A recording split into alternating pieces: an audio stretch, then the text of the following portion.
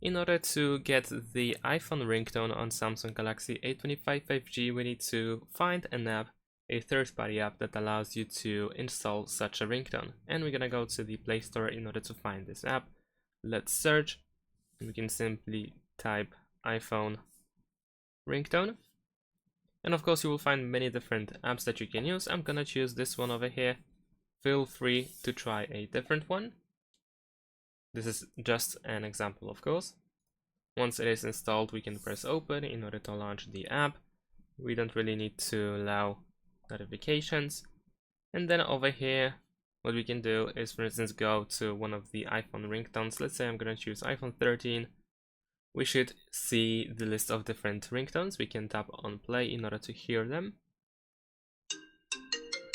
And if you like the ringtone, then you can tap on it.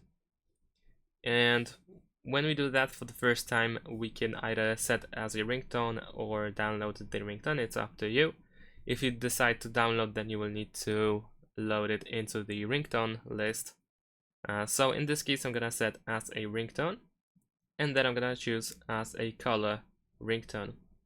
Now, if you did this for the first time, you need to allow permission to change system settings so that the app can actually change the ringtone.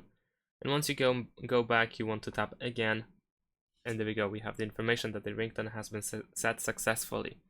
Just to check if that is the case, we can open the settings, go to sounds and vibration, and then over here in ringtone we should have different number, like a huge number, and that can suggest that the ringtone has been changed.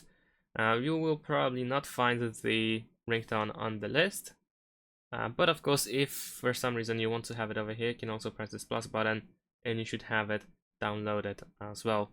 So then you can select it and then press done if needed. And that's about it. Thanks for watching, leave a like and subscribe to my channel, and see you in my next videos. Bye!